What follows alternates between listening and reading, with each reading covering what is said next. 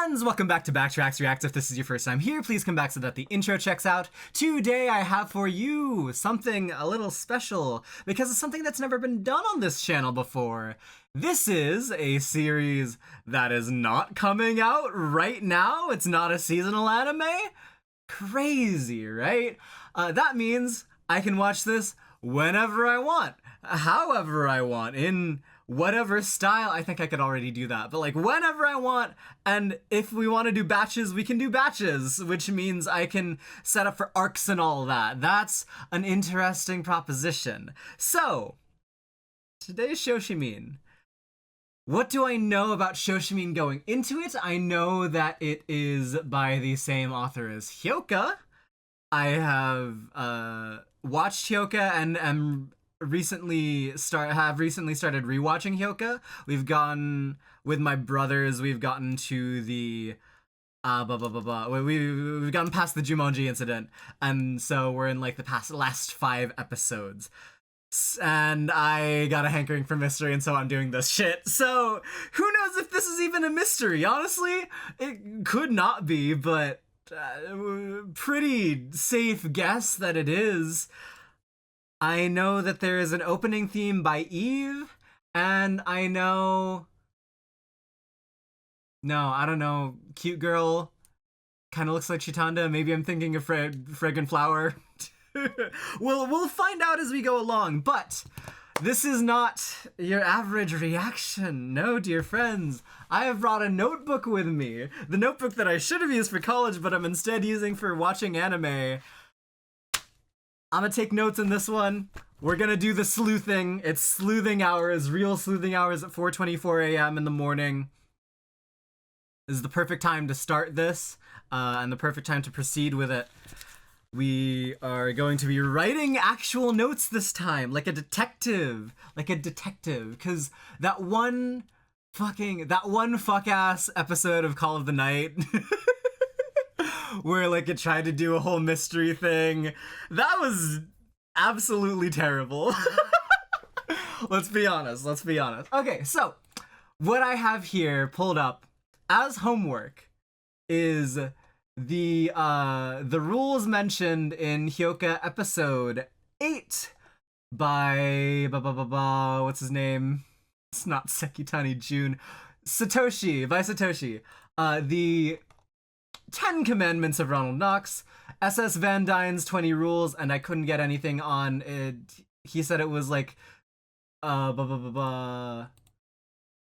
it Chandler's Laws, which I tried to look up and only found Chandler's Law, which didn't make sense, and so I ended up finding from the dub saying like the 9 propositions, and those were related to differential association, like criminal behavior.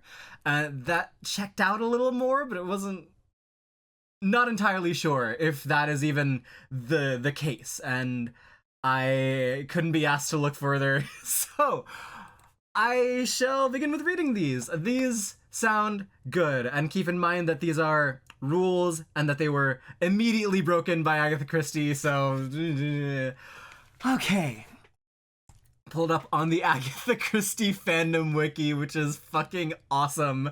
10 Commandments of Ronald Knox, codified 10 rules in 1929. Knox's 10 Commandments, or Decalogue, are as follows.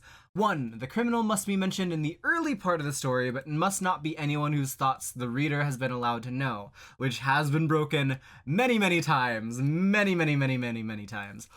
2. All supernatural or preternatural agencies. Preternatural? What does that mean? Preternatural, surpassing what is normal or usual, extraordinary. So, supernatural. What does it mean in... it is suspended between the mundane and the miraculous. So it's the liminal space between. Are ruled out as a matter of course. Absolutely been broken. 3. Not more than one secret room or passage is allowable. Wow, these are old. Okay, for no hitherto undiscovered poisons may be used, nor any appliance which will need a long scientific explanation at the end. Interesting. 5. No Chinaman must figure in the story. The no Chinaman rule was a reaction to and criticism of racial cliches prevalent in 1920s English writing. You know what? A little bit better than I gave him credit for. You gotta give it to Ronald Knox. I was not expecting that to be the reasoning behind that one. Knox explained, I see no reason in the nature of things why a Chinaman should spoil a detective story. But as a matter of fact, if you were turning over the pages of an unknown romance in a bookstore and come across some mention of the narrow slit-like eyes of Chin Lu, avoid that story. It is bad. That's awesome. Okay, yeah, okay. 6. No accident must ever help the detective. Interesting. Nor must he ever have an unaccountable intuition which proves to be right. That has absolutely been specifically broken by the author of Hyoga. 7. The detective himself must not commit the crime. Arguably happened in Hyoga, the Jumonji incident. 8. The detective is bound to declare any clues which he may discover. That's... wow. These are... Okay. 9. The sidekick of the detective, the Watson, must not conceal from the reader any thoughts which pass through his mind. So, must not conceal... Okay. So, everything has to be on the table. It has to be directly stated. His intelligence must be slightly, but very slightly, below that of the average reader. That's crazy. Alright. And 10. Twin brothers and doubles generally must not appear unless we have been duly prepared for them. Okay. These are patently bullshit, I think. All of these have been broken very meaningfully over the course of the last 100 years of detective fiction. 90 years of 96, I don't know. But how about Van Dyne? SS Van Dyne's 20 Rules. A similar but more detailed list of prerequisites but was prepared by SS Van Dyne in an article entitled 20 Rules for Writing Detective Stories, which appeared in the American Magazine in September 1928. They are commonly referred to as Van Dyne's Commandments. 1. The reader must have equal opportunity with the detective for solving the mystery. This is something completely agreeable. Like, if you're not doing this, then it's not a detective story. This checks out to me. Okay, all clues must be plainly stated and described. Uh-oh. Well, that broke. On camera, that's crazy. Alright, all clues must be plainly stated and described. 2. No willful tricks or deceptions, Agatha Christie, may be played on the reader other than those played legitimately by the criminal or on the detective himself. Not a true thing anymore. 3. There must be no love interest in the story. Oops! To introduce a more is to clutter up a purely intellectual experience with irrelevant sentiment. With irrelevant sentiment, the business in hand is to bring a criminal to the bar of justice, not to bring a lovelorn couple to the hymeneal altar. Okay. 4. The detective himself or one of the official investigators should never turn out to be the culprit. This is in keeping with the 10 Commandments. This is bald trickery on a par with offering someone a bright penny for a $5 gold piece. It's false pretenses. I like how this is worded. This is really good. 5. The culprit must be determined by logical deductions, not by accident or coincidence or unmotivated confession. Yes, to solve a criminal problem in this latter fashion is like sending the reader on a deliberate wild goose chase and then telling him, after he has failed, that you had the object of his search up your sleeve all the time. Yes, such an author is no better than a practical joker. Honestly, true and real and real and true. 6. The detective novel must have a detective in it. Okay! And a detective is not a detective unless he detects. All right. Okay. His function is to gather clues. Okay, wild. I was okay with it because it was in the 1920s and you were like doing the whole this really should have a they there, but this is just crazy. Their function is to gather clues that will eventually lead to the person who did the dirty work in the first chapter, and if the detective does not reach their conclusions through an analysis of those clues, they have no more solved their problem than the schoolboy who gets their answer out of the back of the arithmetic. 7. There simply must be a corpse in a detective novel. That's great. That's amazing. And the deader the corpse, the better. Wow. Huh. That's cool. And certainly, by the why didn't she contact or ask Ebba plotline? Uh, Absolutely broken in Hyoka. If this fucking show doesn't turn out to be a detective series, I'm fucked. Do you understand how fucked I am right now? Oh god. Oh no, I need to consider that beforehand. Whatever. I might have wanted to look at the tags for this one.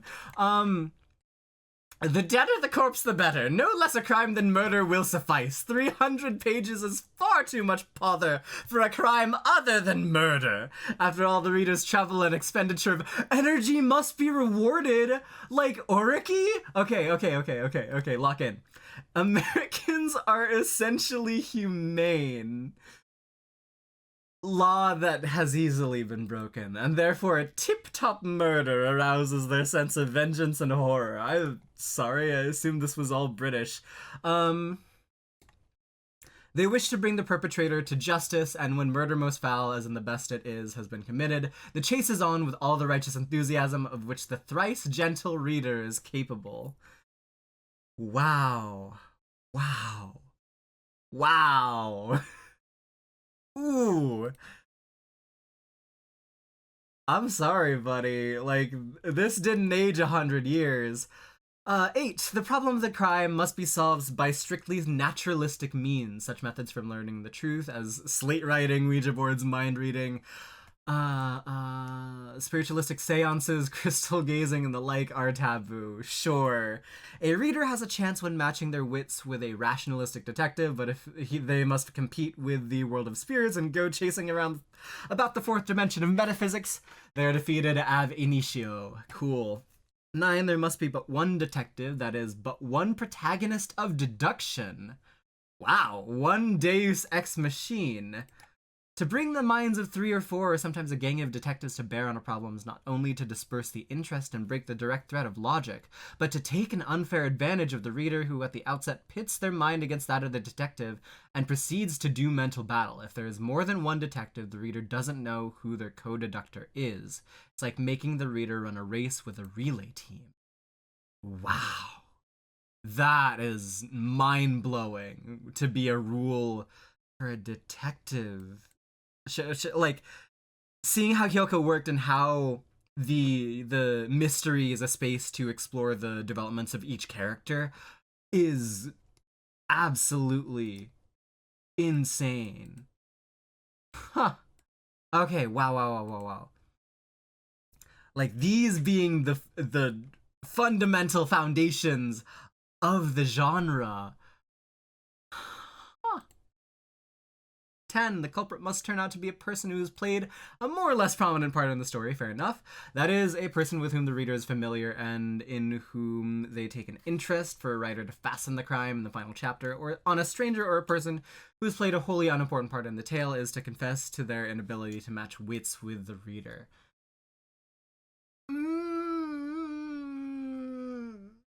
This was broken in Hyoka. I will say, I don't think the Jumonji incident was an adherent to this rule in particular. 11. Servants such as butlers, footmen, valets, gamekeepers, cooks, and the like must not be chosen by the author as the culprit.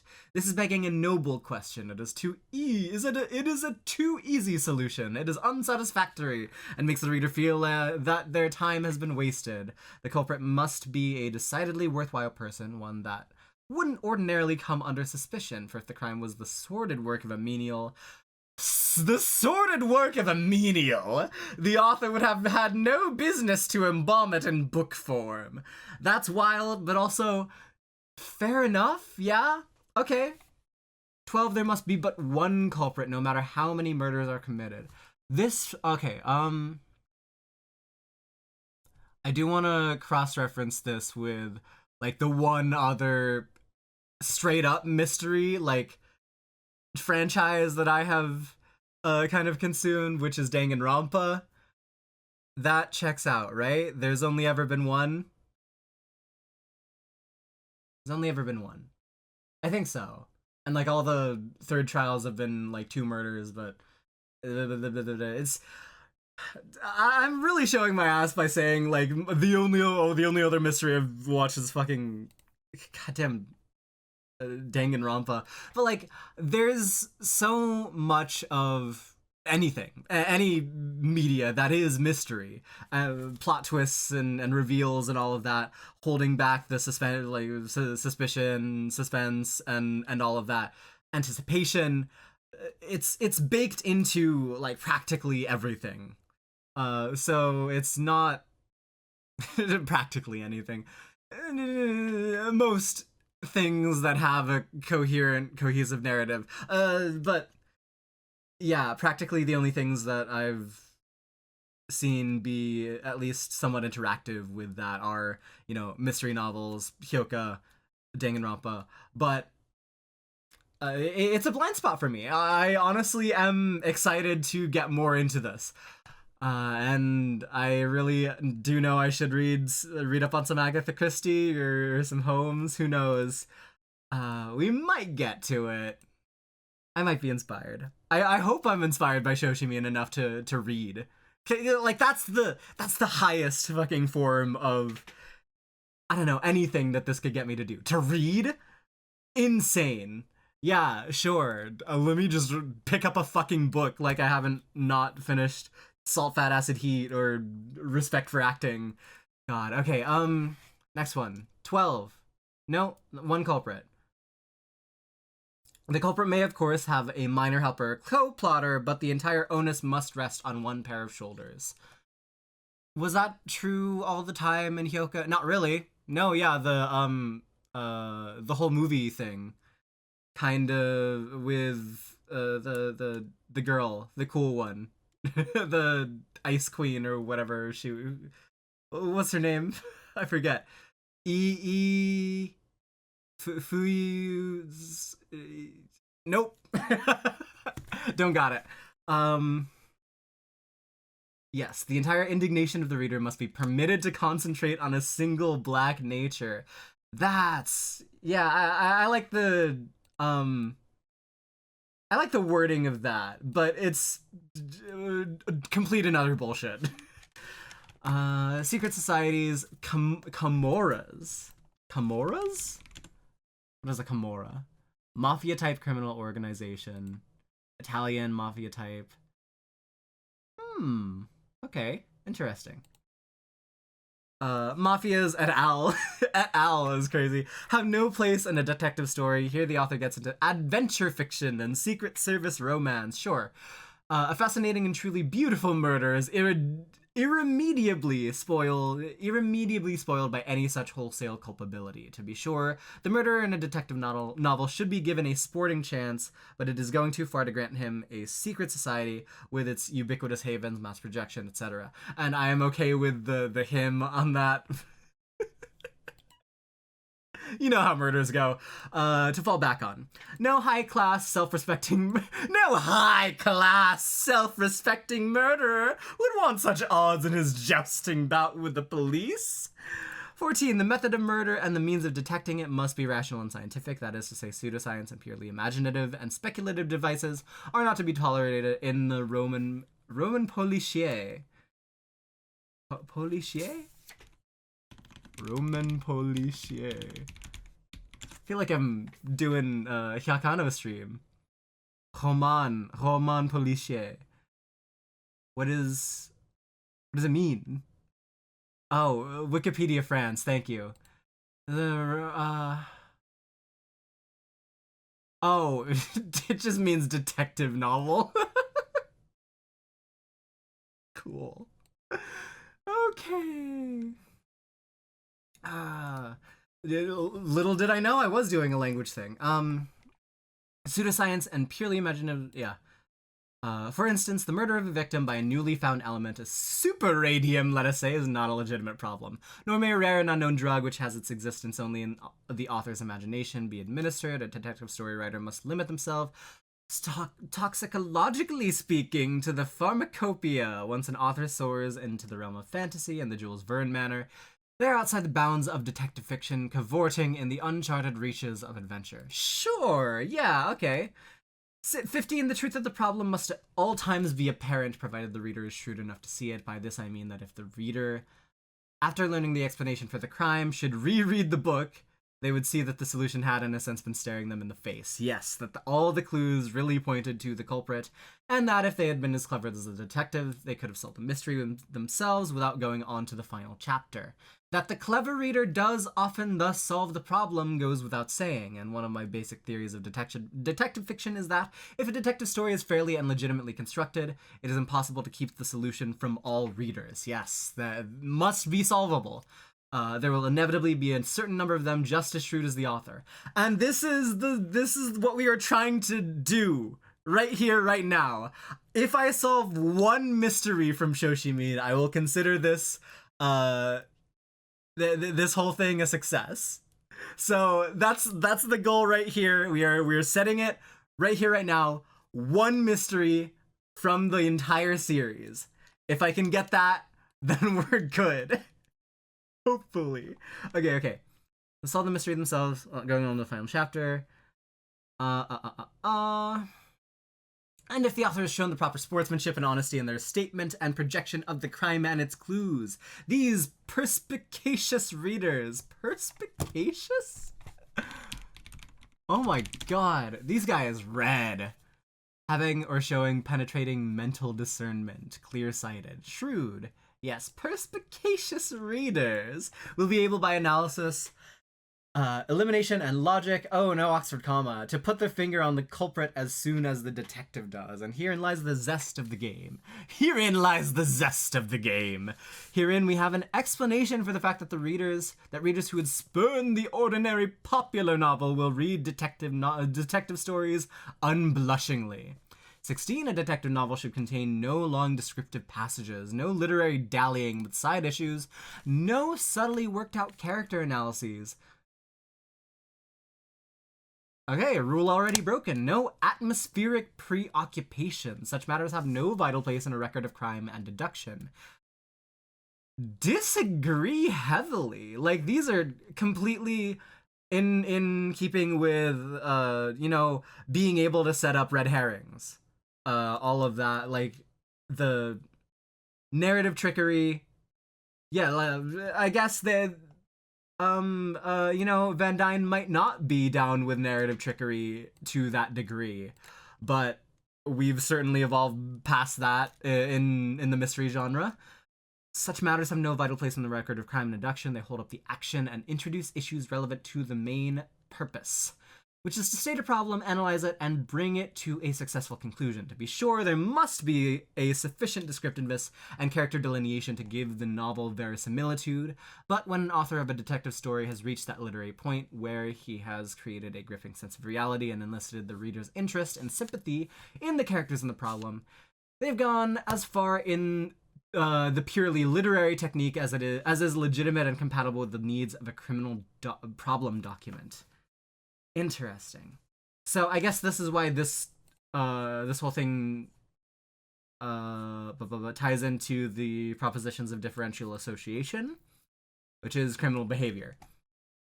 A detective story is a grim business, and the reader goes into it not for literary furbelows and style and beautiful descriptions and the projection of moods, but for mental stimulation and intellectual activity. Only the finest of intellectual minds would enjoy a detective story. Just as he goes to a ballgame or to a crossword puzzle. That's crazy. Anybody still fucking mad that the New York Times barred us from the mini Fucking goddamn it. To a ball game? Okay, sorry. Like my rage at the New York Times was overtaken. Like overtook the intellectual activity of a ball game for me. Lectures between innings at the polo grounds on the beauties of nature would scarcely enhance the interest in the struggle between two contesting baseball nines. And dissertations on etymology and orthography interspersed in the definitions of a crossword puzzle would tend to only irritate the solver bent on making the words interlock correctly. Okay. That's certainly changed. Like, people can find interest in a lot of things, and people should be interested in things that you bring up that they might not know about in a detective story. I think giving them like a basis in something else, like bringing up the 10 commandments and the 20 laws of detective fiction, 20 rules of detective fiction, was a good little tidbit in Hyoka. That's why we're here doing this right now. Next one. And that was, honestly, window dressing. The whole background of Sherlock and Christie could have been a nice reference, but it was used as the main whole thing of the ordeal, to reward those people who were maybe more knowledgeable in the mystery genre beforehand. 17. A professional criminal must never be shouldered with the guilt of a crime in a detective story. Interesting. Crimes by housebreakers and bandits are the province of the police department, not of authors and brilliant amateur detectives. Such crimes belong to the routine work of the homicide bureaus. A really fascinating crime is one committed by a pillar of a church or a spinster noted for her charities. Well, that's, like, not true anymore. So, like, the church might be one of the first places we go. I'm sorry, buddy. That's changed. 18. A crime in a detective story must never turn out to be an accident or a suicide. Yeah, certainly not true today. To end an odyssey of sleuthing with such an anticlimax is to play an unpardonable trick on the reader. Oops! I happen to like this shit like that. Absolute fucking fuckery shit like that. If a book buyer should demand their $2 back on the ground that the crime was a fake, any court with a sense of justice would decide it in their favor. And okay, that's really funny. This is completely true and I agree with him, but also fuck that. Absolutely not. If you want to do that, do it. Would decide in their favor and add a stinging reprimand to the author who thus hoodwinked a trusting and kind-hearted reader. That's really funny. And I don't disagree, but like... 19. The motives for all crimes and detective stories should be personal, international plotting. No, wait, no. Period. Too little sleep. International plottings and war politics belong in a different category of fiction in Secret Service tales, for instance. But a murder story must be kept gemtlich. All right, looking that up. That might be a typo. German word, warm and congenial, pleasant or friendly. It just didn't show up right on the screen. Interesting. Why would fandom? You're broken enough as it is. Alright, whatever. Must reflect the reader's everyday experiences and give them a certain outlet for their own repressed desires and emotions. Man, with the amount of times, Van Dyne uses him, I think it's real comeuppance that Agatha Christie came, like, directly after her. Oh, that's amazing. 20. And to give my credo an even score of items. You motherfucker! I herewith list a few of the devices which no self-respecting detective story writer will now avail themselves of. They have been employed too often and are familiar to all true lovers of literary crime, to use them as a confession of the author's ineptitude and lack of originality. Determining the identity of the culprit by comparing the butt of a cigarette left at the scene of the crime with a brand smoked by a suspect. Fair enough. The bogus spiritualistic seance to frighten the culprit into giving themselves away. Forged fingerprints. Fair enough. The dummy figure alibi. Okay. The dog that does not bark and thereby reveals the fact that the intruder is familiar. Pretty good. The final pinning of the crime on a twin or a relative who looks exactly like the suspected but innocent person. Okay, the hypodermic syringe and hypodermic, I should specify my pronunciation. Those are two very different things. Hypodermic syringe and the knockout drops. The commission of the murder in a locked room after the police have actually broken in. Interesting. Okay. The word association test for guilt. And the cipher or code letter, which is eventually unraveled by the sleuth. Yeah, okay, that's completely and totally fair. And just for good measure, let's do the 9 propositions of differential association. Criminal behavior theory. 1. All criminal. This one is much shorter. Don't worry about it. And we're going timestamps. You have timestamps. 1. All criminal behavior is learned. 2. Criminal behavior is learned through interactions with others via process of communication. 3. Most learning about criminal behavior happens in intimate personal groups and relationships. 4. The process of learning criminal behavior may include learning about techniques to carry out the behavior, as well as the motives and rationalizations that would justify criminal activity, and the attitudes necessary to orient an individual towards such activity. So, like, specific circles you have to be in to learn that type of thing, because it needs to be intimate personal groups and relationships. 5. The direction of motives and drives towards criminal behavior is learned through the interpretation of legal codes in one's geographical area as favorable or unfavorable. Through the interpretation of legal codes in one's geographic area. Okay, yeah, so like deciding what is legally right or just or something you can get away with, something like that. 6. When the number of favorable interpretations that support violating the law outweigh the unfavorable interpretations that don't, an individual will choose to become a criminal. Yeah, so like it's not an irrational thing. It's born out of a need or a justification. 7. All differential associations aren't equal. They can vary in frequency, intensity, priority, and duration. That makes sense. 8. The process of learning criminal behaviors through interactions with others relies on the same mechanisms that are used in learning about any other behavior. 9. Criminal behavior could be an expression of generalized needs and values, but they don't explain the behavior because non-criminal behavior expresses the same needs and values. Sorry, I need to read that one again because I'm falling asleep. Could be an expression of generalized needs and values, but not necessarily. They don't explain the behavior because you can just do that without being a criminal. Right. Okay, so it's an expression, not necessarily a justification. Okay. So, I also wanted to write down some things that I found important in Hyoka. Let's see. Things to consider about each fact. Okay, so each clue, right? So 1, amount of time. That seems pretty explanatory. How much time are we giving this clue? How many, like, how much, dialogue or screen time or effort are we putting into whatever the fuck this is, whatever the fuck is going on? Because that is important for clue.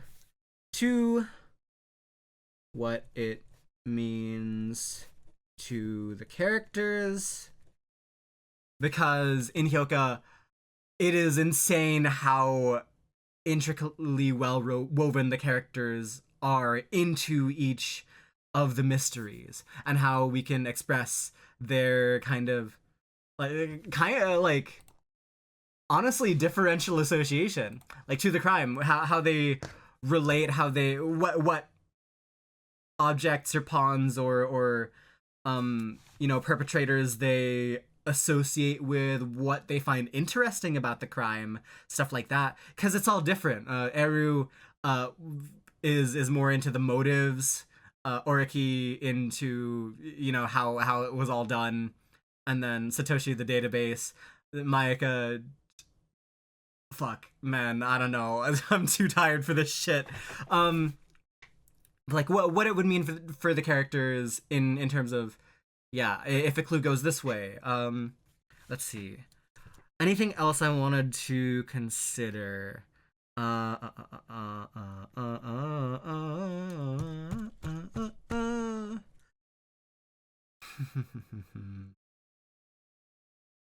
I want to write down essentially all the clues, if possible. Create a mind map for these.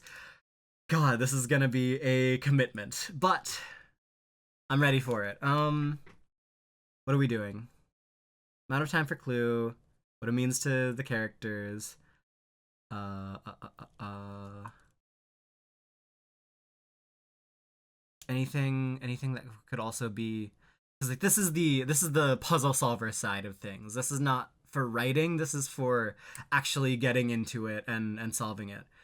Anything to consider from maybe from Hyoka itself. What had been done beforehand. By this off.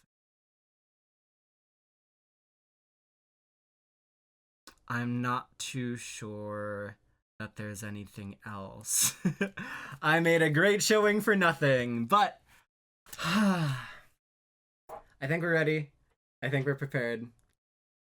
I think the rules of detective fiction are all kind of utter bullshit nowadays. So that was quite the detour for a whole lot of interesting origin story, let's say.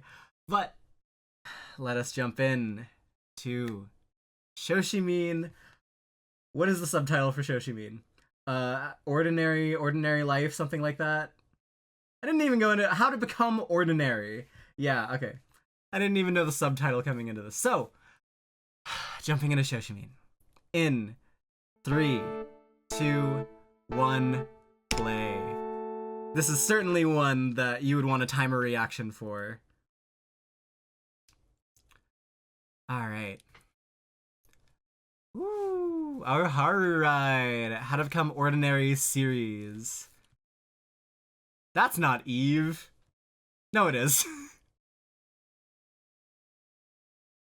Okay. Sitting at the cafe. Oh fuck! I gotta pay attention to the OP now. Fox. Okay, strawberry. I forgot the first hand signal. Gotta absorb everything. Ooh. The bench seeming a little disconnected. Protagonist chair sitting in the sun. Sweet memory. Okay. And there's a fox involved. Okay. What are the instruments? Gotta get everything. Oh, that's so pretty. Man. Oh, using the letterboxing. Fuck yeah. That's incredible. Okay, Kobato Jogoro. Oh, I missed the title of the thing. Oops. You got in. All right. Good start.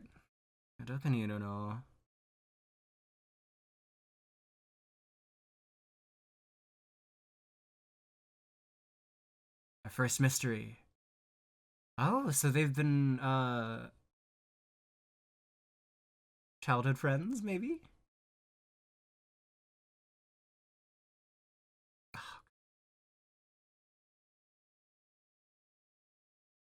Cool. That was so nice. Of course, of course. Hmm.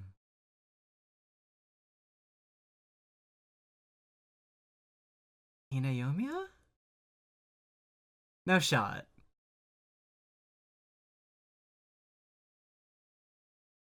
Like fucking everything is happening right now. Like I gotta do detective work and I also gotta find out all these voice actresses. Failing to be an ordinary person. So this is like a kind of more prestigious school. Loving the. Ooh.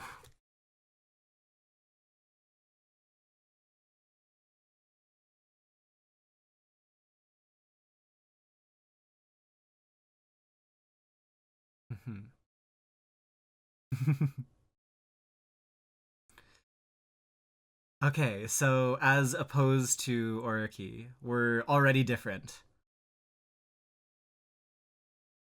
Already very different, in fact. Dojima Kengo.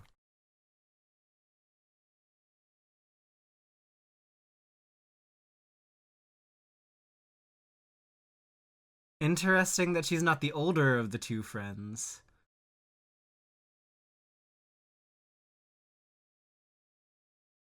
Okay.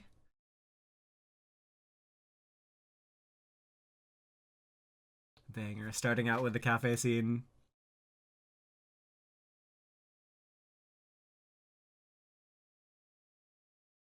That's gonna drive me insane.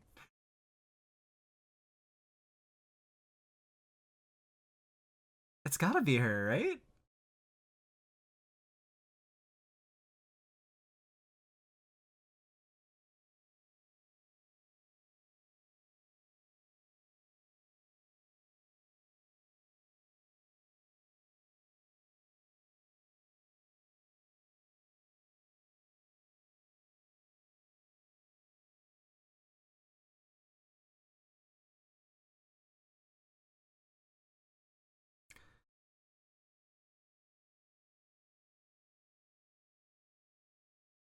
Missionary.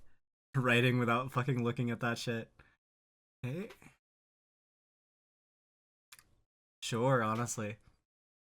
Oh.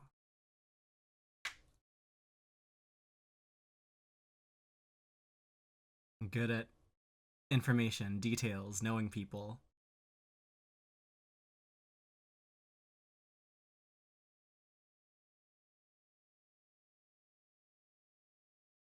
Might this be our main three?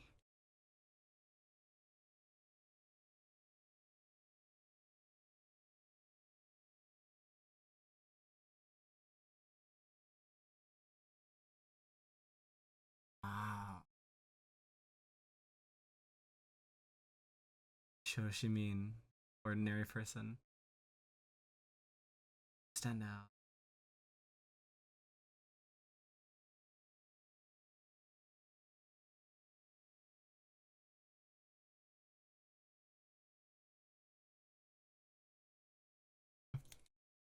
Does things to stand out, not unordinary.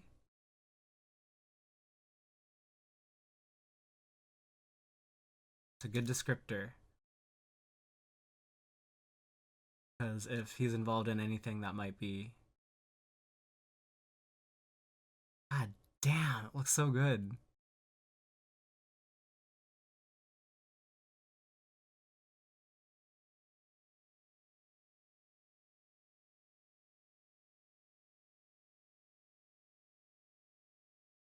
It's gotta be.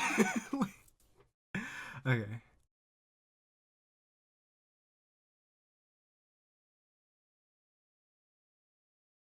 Oh.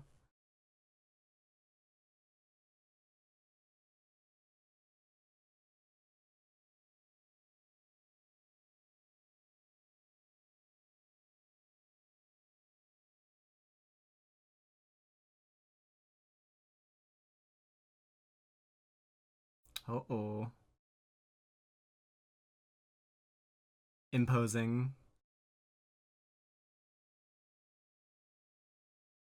No. Oh, girl. Ordinary person. So what's the obsession about? Shoshimin. Oh shit.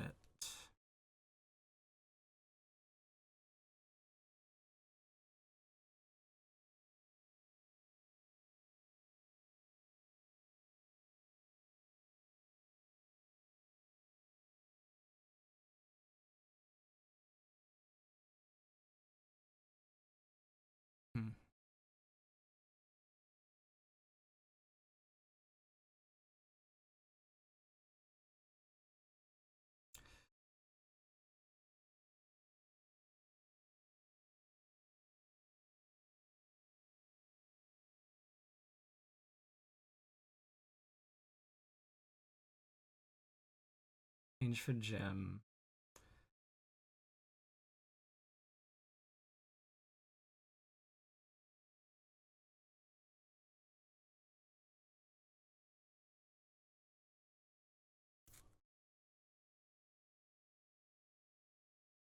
I was not prepared to do this. Oh god.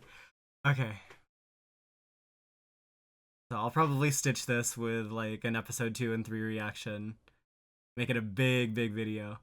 But I cannot handle more than one episode right now.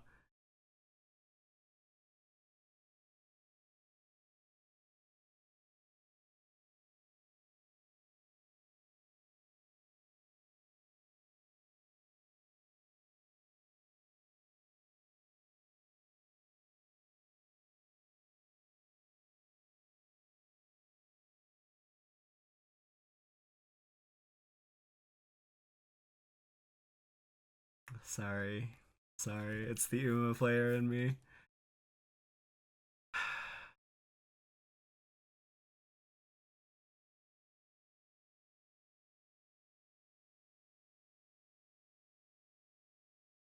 Man.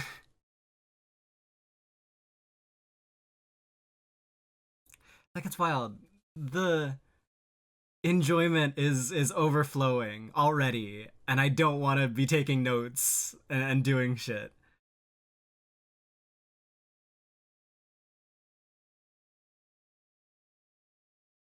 Introduced early in the story, Kengo.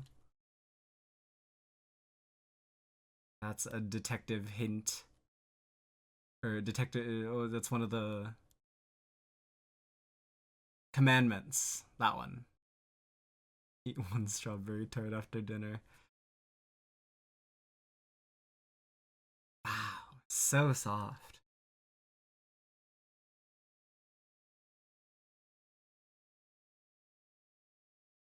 Window dressing! Unallowed, not in a detective story.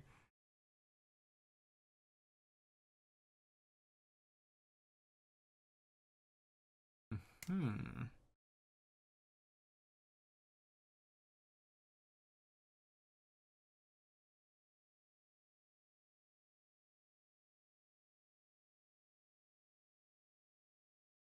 A little suspicious, but.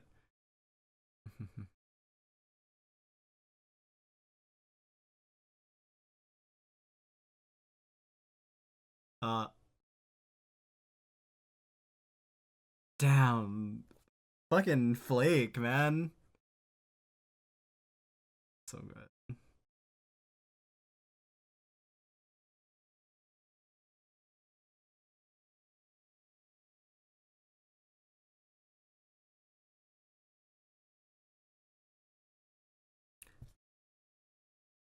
Jogoro Robato. Ordinary.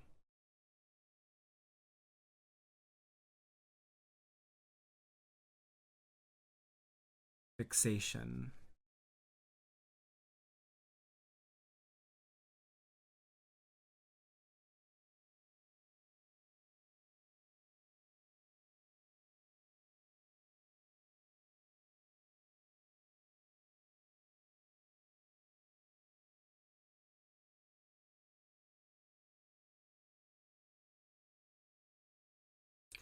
Can also probably assume, yeah,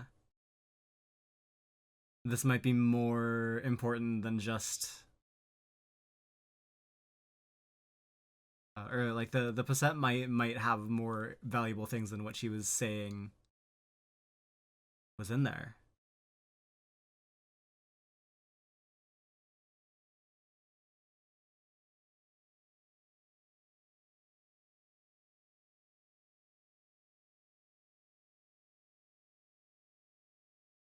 Hmm. 20-minute walk. Have you seen a thingy thing? Oh, okay.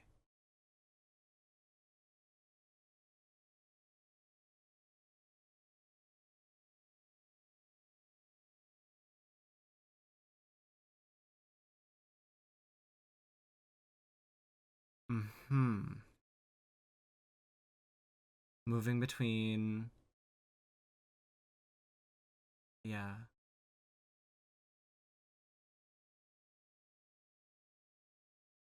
Yeah. Uh-huh. Not a lot of these will be fuck. Okay, so mystery confirmed, but like not a lot of these will be solved at the beginning of each episode, which does kind of put a damper on things.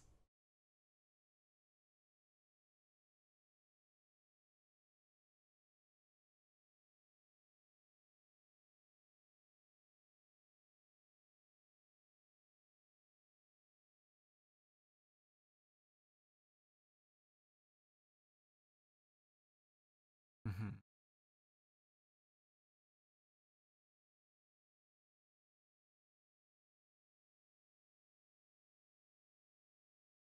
Did you see anything? Yeah.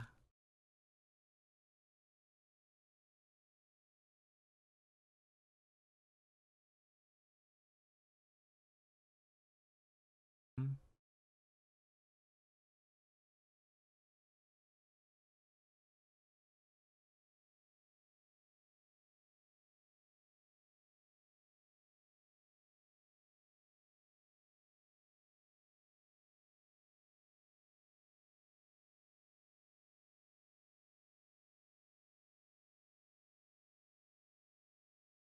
There it is.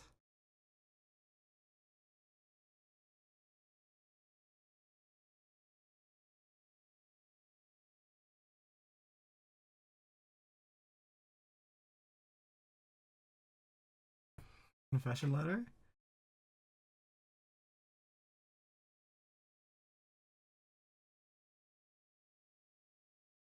Ain't your bag.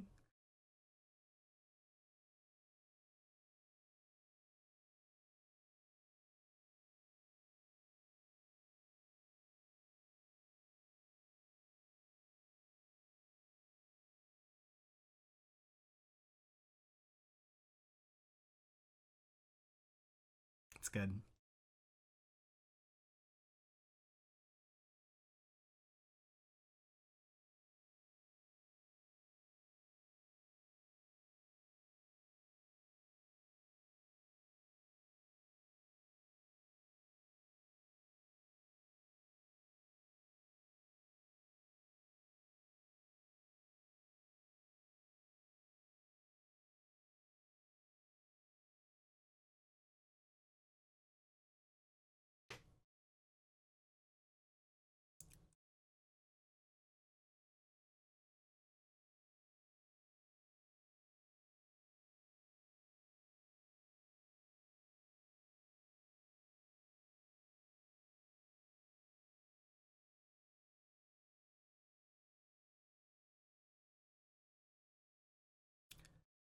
This does feel like we might be going the same kind of route.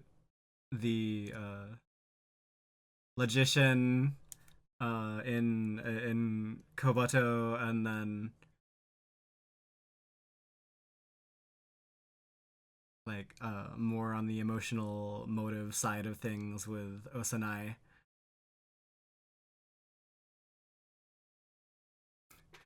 Fuck, are we dating? You want to date? Like, that's how it should be.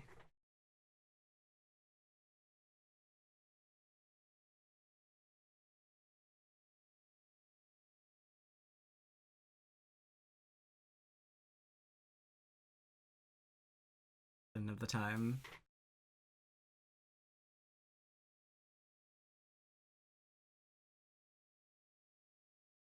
Mm.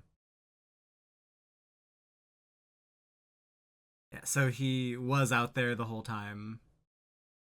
Mm-hmm. Big alibi.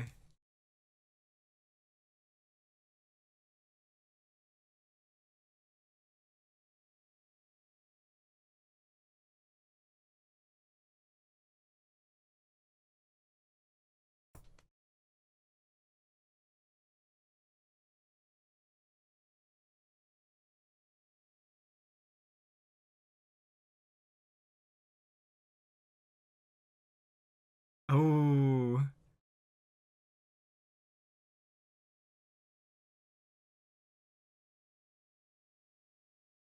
Yeah, the tandem bike.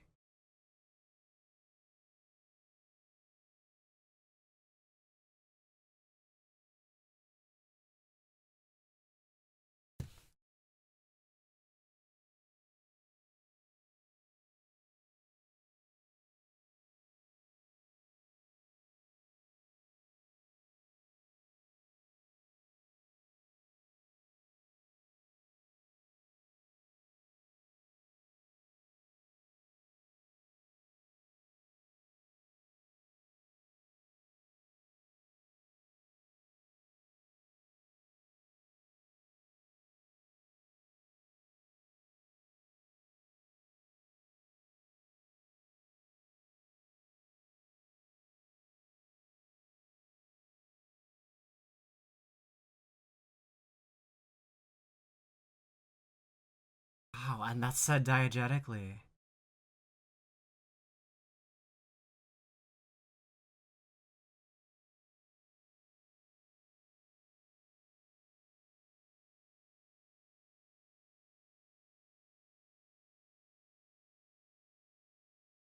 Can't stop.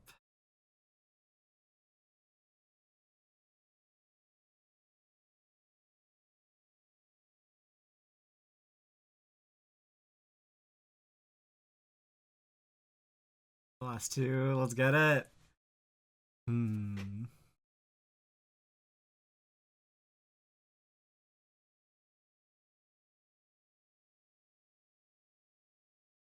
Ooh.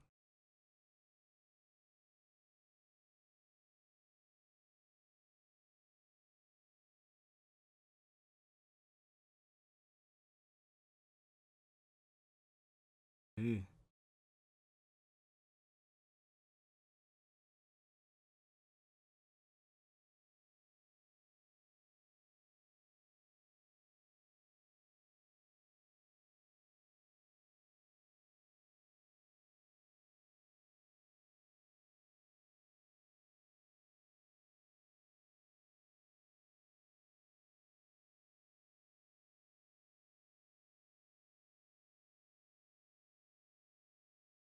No way he got enough from that. Oh shit.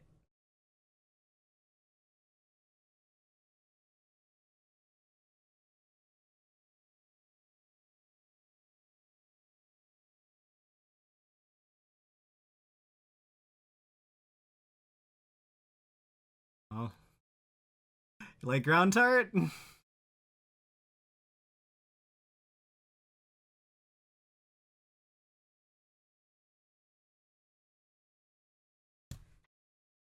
Interesting. Okay, real ass footage. Got it.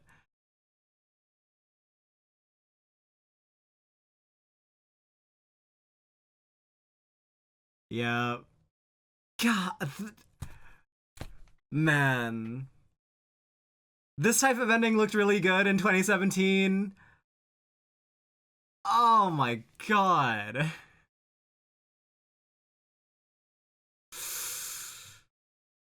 How far we've come.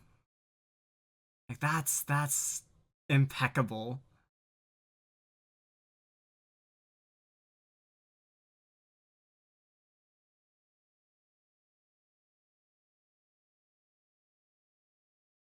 Who did that insert song?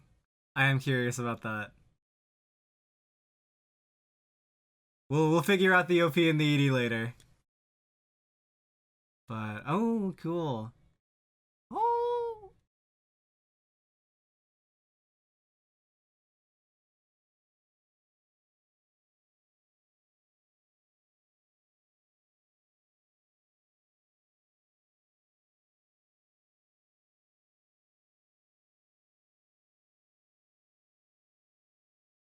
okay, no credit for that. Alright, so um the things to have, don't look at that. Don't look at Uma Musume season 3.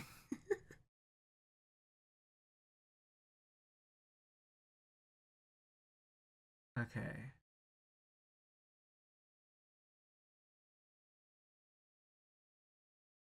Things to pick up from the first episode.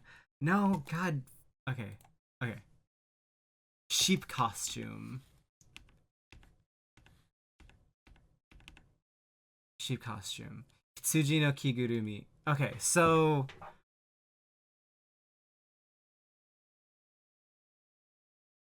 wolf in the OP,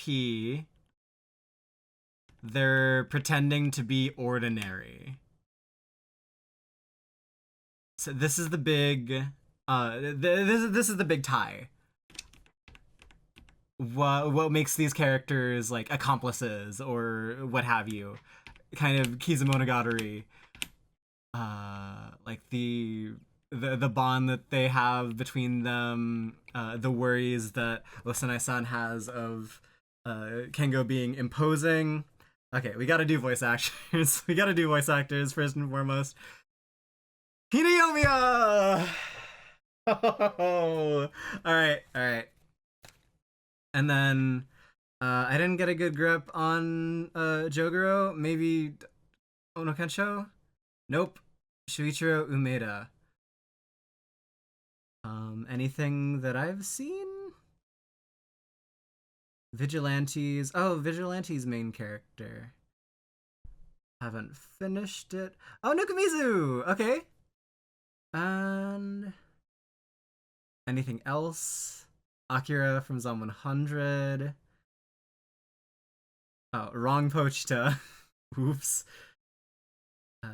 Izumi from Shikimori. So kind of just anime guy. Yeah. It happens. And then Kengo. Makoto Furukawa. Yeah, alright. Hey. Not going any further into that, I did see Osanai Haha, which, oops. No, we're gonna get the mom. I'm gonna be too worked up about that.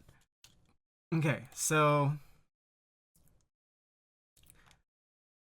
allegedly very smart. Never fails a cerebral task.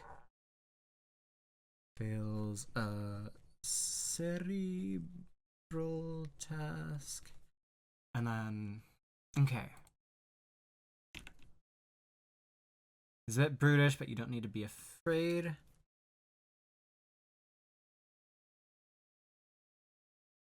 But yes, will kind of take things into his own hands, do a lot for something very little, even go so far as to call the police. Will Yarisugi. Let's put Yarisugi down.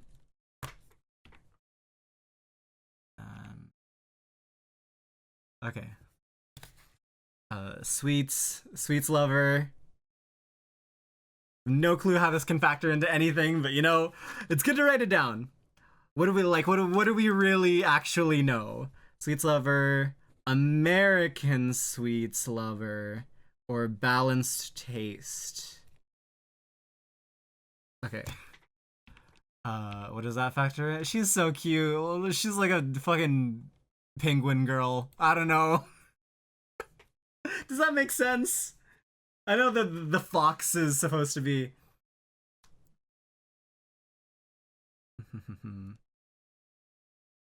Yeah, okay. 4:30 p.m. last year. Oh, so sad. So downtrodden. You know what this fucking reminds me of? Liz and the Bluebird. This, like, downwards angle looking and then kind of leaning to a side, head to some sort of side. This is Misere from Liz and the Bluebird. Wow, the resemblance is crazy. Okay, but yeah, it kind of left to wait on the bench. She's a bench warmer in this episode. Poor girl. Yeah, she's the one that kind of wants to do something. It's the first thing. But then very obviously they have these principles memorized of how to become ordinary. So that's the main intrigue, the mystery of what the hell happened as these characters like progress through middle school or whatever, because this had to have gone on during that time, because that's when they met and then they formed the pact. Uh,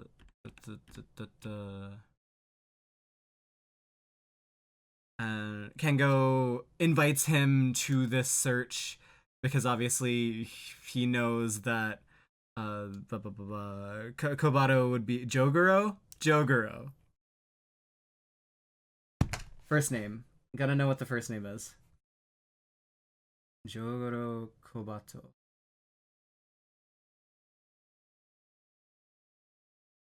Yeah, so Jogoro first name. Jogoro, we have to know, like we know that already can go at an elementary school age, which is kind of wild. Knows that Jogoro is a smarty. He knows what's up. Ambare, yeah, okay. That's why he got invited to this search. I might look like I charmed these four guys into helping me. And kind of, you charmed one of them into helping. Oh shit. The other tomorrow morning. Good, awesome, fucking. This is good.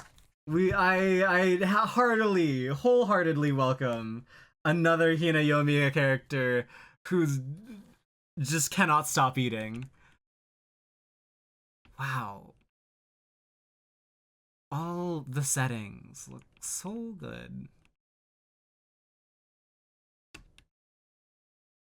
Yeah, very quick to resolve mystery.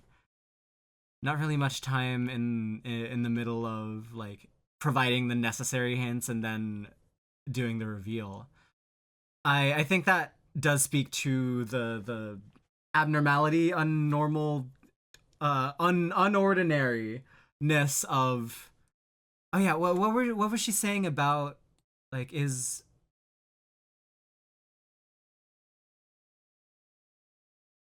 he normal?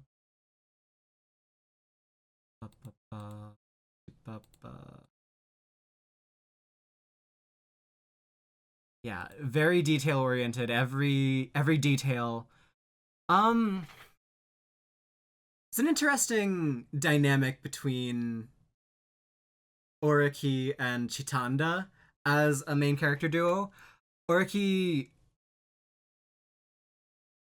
knows how to do, deductive reasoning, and that is like having all the pieces together and forming them into the puzzle. Chitanda would want to know, like, or want to understand how the puzzle was, manufactured, or what the color design of the artwork is. So like it's a difference between semantic and syntactic, where you have the things versus you understand the deeper connections behind the things, and that's what I think the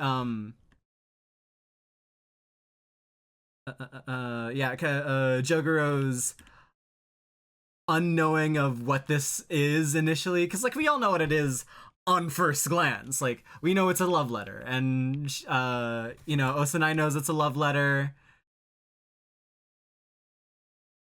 and he doesn't actually ever admit it, or acknowledge it. So we might be going back to that well of knows the details, not the motives. Outside.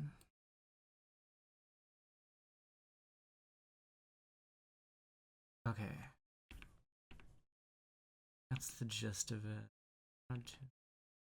God, it's so pretty. Wow, wow, wow, wow. What studio? What studio, by the way? It was like I wouldn't turn up my nose if I knew this was like A1 or some shit. What is this? Producers, studios, no information. That's not right. That can't be true.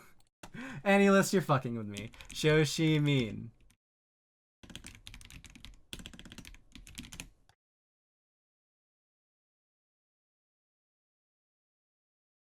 Studios Lapin Track. Surazanmai! Cool! Alright. And not really much else interesting. So, more so on the, like, director side of things. Wodakoi is something else. SHOSHIMIN is 7.34 on Mal. That's crazy. Yeah. Highest is SHOSHIMIN's second season and Undead Girl Murder Farce. Interesting. Okay. Who's the director? Let's see. I'm curious about these things. Let's do some exploring. I'm not entirely sure how I'm supposed to be doing these, but we'll check everything along the way. I'm sure, looking up the director isn't spoiling any mysteries. Age 63. Uh-huh. And director of... Oh, I'm sorry, buddy. Promise Neverland Season 2. Oh, alright. Director of... Also not much else. Sound of the Sky. Sora no Oto? Is that what it was? Yes. I've heard that one's good. Better be Electromagnetic Girlfriend. Oh. Some stuff for Bakano, Demon Prince Anna. Elfen Lied director. Wow. Okay. All right. So definitely some roots. I was like a production assistant. That's a wild early Mariana show up there. Okay. Interesting. As his first job, he worked as production assistant on Nausicaa. Wow. Alright, not sure we can glean too much from anything else. Tags are mystery and slice of life, so just as expected. What else are we doing? Takada-kun was out of everyone's sight. Yes. And so this whole sequence...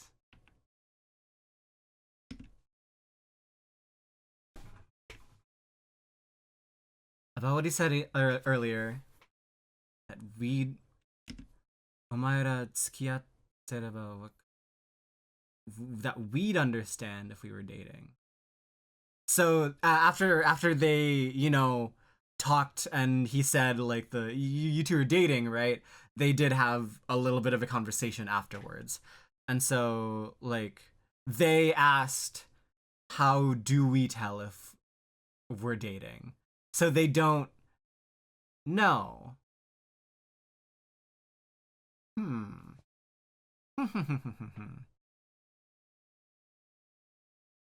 That's a big crux. I think that's gotta be a big crux. Especially considering there must be no love, there must be no romance, no love interest in the story. To introduce more is to clutter up, yes. All of that. That seems to be a thing that, this author heavily vouches against. Okay, that we'd understand if we're dating. It's not a situation I'd ever be in. Not a situation I'd ever be in, like, understanding if you were dating or dating, like, doing the act of dating. You ended up solving the mystery. I'm gonna assume, like, the being able to solve mysteries is what makes them set apart, the unordinary.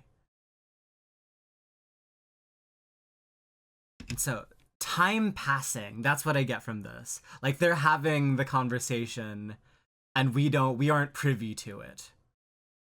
We might be privy, like, maybe further into the story, perchance, flickering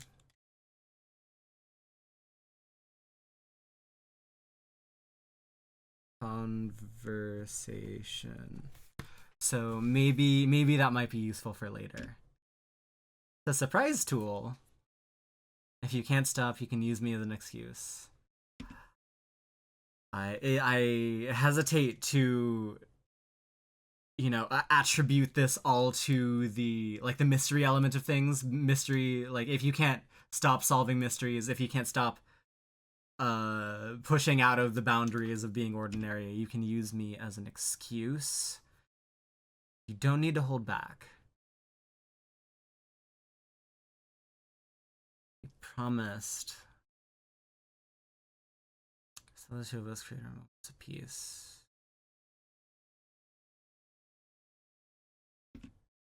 Yeah.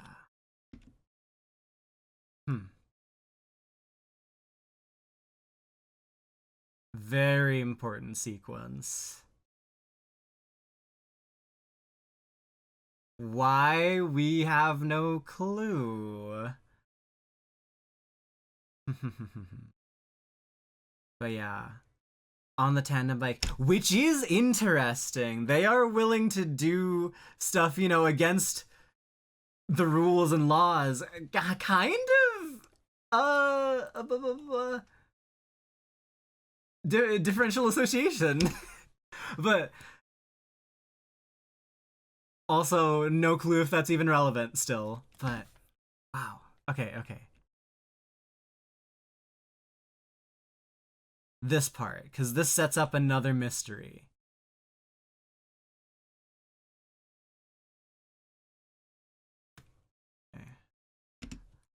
Okay, so location. Let's consider location Konbini. Let's go already.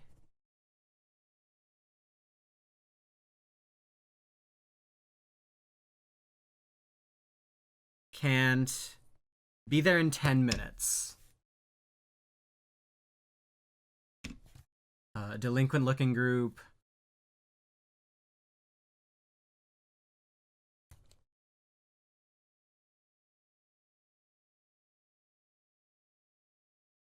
Plus a guy with glasses. Yeah, we can loop them all in, but sometimes there are exceptions. Told you to make time. I just can't get there. So, perchance something illegal that he's trying to worm his way out of. You went home to get it.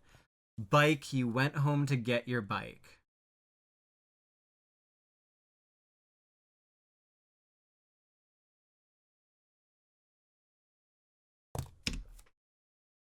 Got stolen. And so he steals another bike. So what I get from that is this has to be some way of making money.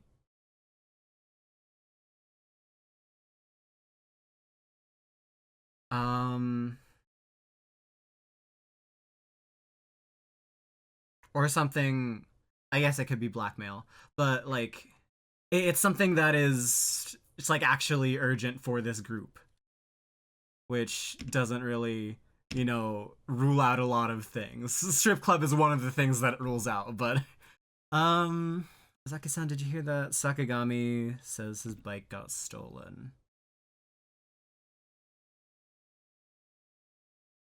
And then he does kind of look like the not figurehead, like the leader. You know where we're going. Beat there in 10 minutes.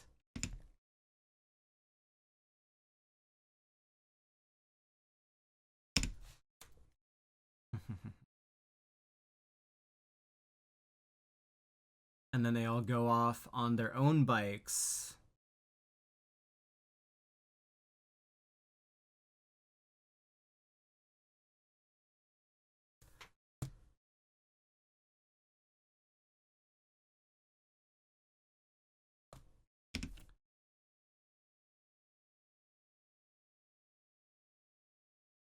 So this is do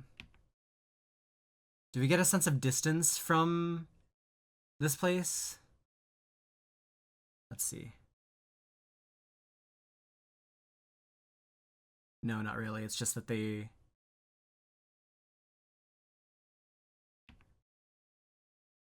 Yeah, it's a different place, and... Okay, so... change in location, but dropped tarts to steel bike. Which could mean anything. Which could mean anything. Which could mean that the tarts are not important and just a visual bit.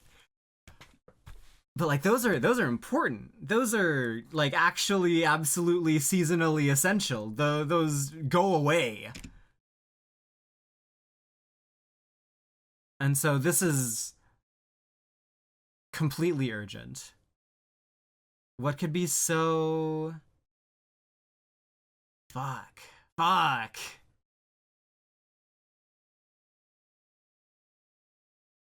Wait, no, he stole their bike. No. This is so sad. Okay. I can't believe I didn't clock that, but okay. Lock your bike up properly, man.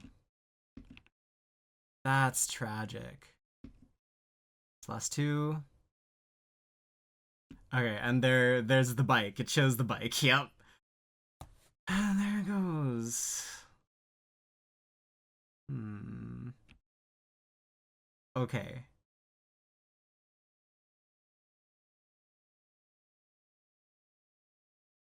All off on their bikes. No.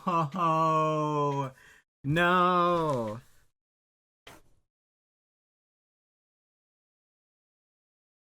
Okay, so that's not a hint anymore.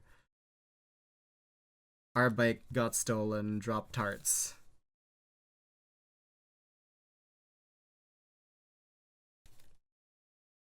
Got stolen. Which doesn't have any meaning. It could be any bike. It could have been any bike. No no plot contrivances or coincidences must aid the detective. Okay. Tragic. All right. Well, now that we have borne witness to a strawberry fucking lemmings massacre. All right. Think anything else that I can possibly glean from this? Not enough time for each clue. What it means to the characters.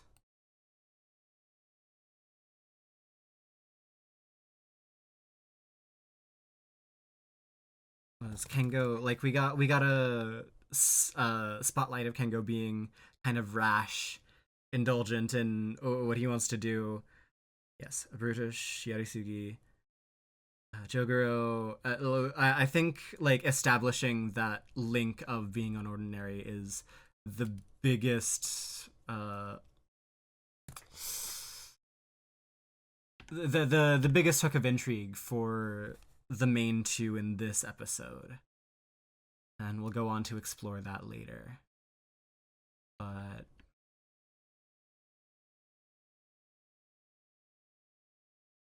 is that it? I will write down the what is it? Syntactic versus what's semantic? Love letter versus plant. Yeah. Okay. So I think that's all I'm able to glean from this one. I might have to start pausing. And that means I might have to start editing things. Okay. So that was a first episode. Yeah, spending an hour and a half on that one. Not too shabby. Not too many clues to get around to, especially with the timing of each episode. But what can you do? It's 5. It's 5:50. Thank you everybody for coming out. I will, do the sleuthing at a better time next time, but I was just really excited to do something like this. And oh yeah, it's coming along. We're getting some mystery in here. All right. And the mystery at the center, which what are these motherfuckers doing? How are we supposed to become ordinary? That's the true mystery of it all. Like that, we're going to we're outsiders wanting to know what's on the inside, and we might never know. The mystery between them might never be solved for people other than them. That'd be a cool little thing, little tidbit. No, whatever. Will they manage to become ordinary? What does that mean, and what does that mean to there are principles, there are written principles that they're sticking to and reciting in order to try to become normal, but they also can acknowledge to each other that they aren't. Got an interesting pair with these two. There's a bridge. But that's not what they're crossing. They're crossing the river. And this doesn't have a pathway. They're the abnormal ones in this. It also does cut to them walking, across the bridge to each other. They're not supposed to do that. There are cars here. That's abnormal. That's unordinary. Sure.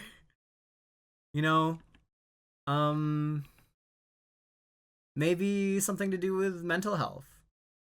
It could be something like that.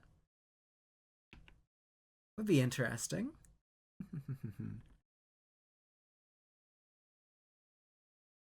Fucking awesome radio tower. I gotta finish Final Fantasy VII Rebirth. I don't know, that was all that went through my head when I saw that, but yeah. Think that's gonna be it. Hope you all enjoyed this episode of Shoshimin. I hope you all come back for the next few episodes. That's gonna be real fun. And I hope you all are sleuths like me. You want to uncover the mysteries, or maybe, chances are you're rewatching this and wanting to see what I come up with. I don't know if I will be able to provide, the best, the most accurate psychotrist. This motherfucker, if he didn't predict things from that didn't happen in the manga yet, I wouldn't believe that he wasn't a pre-watcher. Bullshit. But oh, fuck the OP! Oh, I gotta do the OP! Oh no! Okay. OP analysis. The bike, it got stolen. What happened? What are we gonna do about that? Maybe this is something that, we're gonna plant something in and then it gets returned with a love letter. No. Ichigo Taruto Jiken. Oh, it's the strawberry tart incident. Well, that wasn't translated. Okay, so this is a whole big arc, and that is what we are going to focus on. What are the guys doing? Okay, so how to become ordinary. Shoshimin shirizu. Penny. Up in the not a penny, a fucking coin up in the air. Okay. Mario paper plane flying, walking in the cafe. Looking at both of them looking at the window. Both of them kind of protagonists in their own right, looking for something more, gazing out, not entirely looking or focused on each other. Parallel plane. No! No! Okay, what is that hand sign? Also, yeah, welcoming in the new no shot that could have any different purpose. The sakura blossoms. Nani? If I make that with my hand, what is that?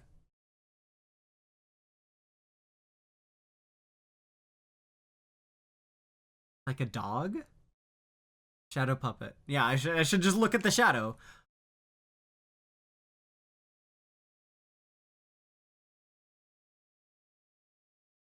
Ain't got nothing. It's dogs.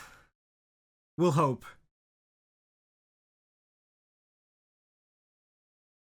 Okay, looking at the bridge from like a grassy spot near it, waiting on the bench.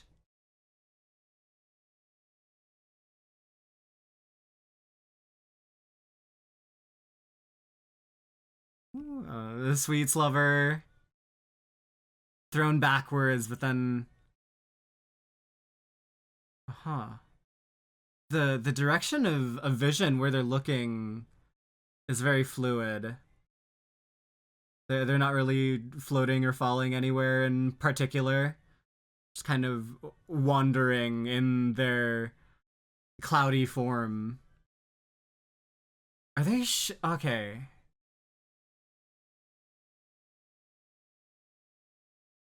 That's so fucking cool. That's so cool. Ah, stop being good.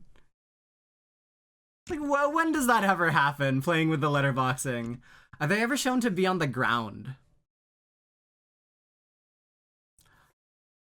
Things we gotta find out. Okay, not here.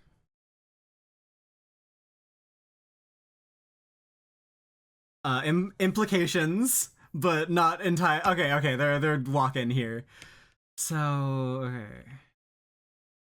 What does the cloudy for head in the clouds, like imaginative or generally very contemplative?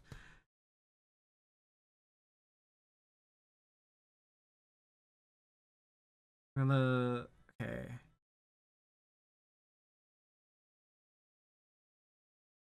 They're both doggy. They're both doggies. How literally we are supposed to take the who fucking knows, but why the skirt turn? Why is that? Okay. So looking away, turning to look in, and then through like curtains.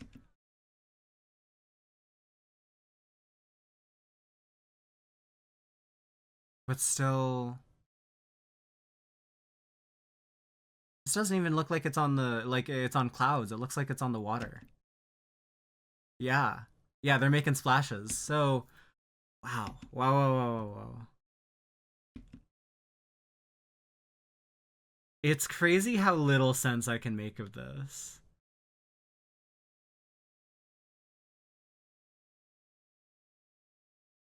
It's like the one implication I can get. So the school classroom curtains, the white from that one scene.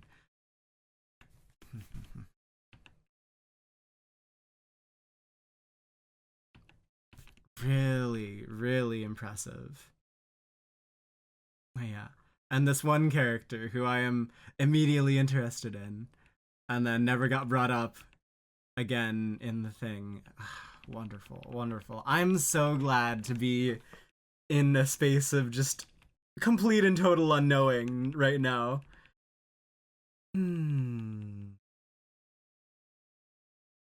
All right. I think I'll call it there. This has been SHOSHIMIN, How to Become Ordinary. I'm tired. Bye bye bye, everybody.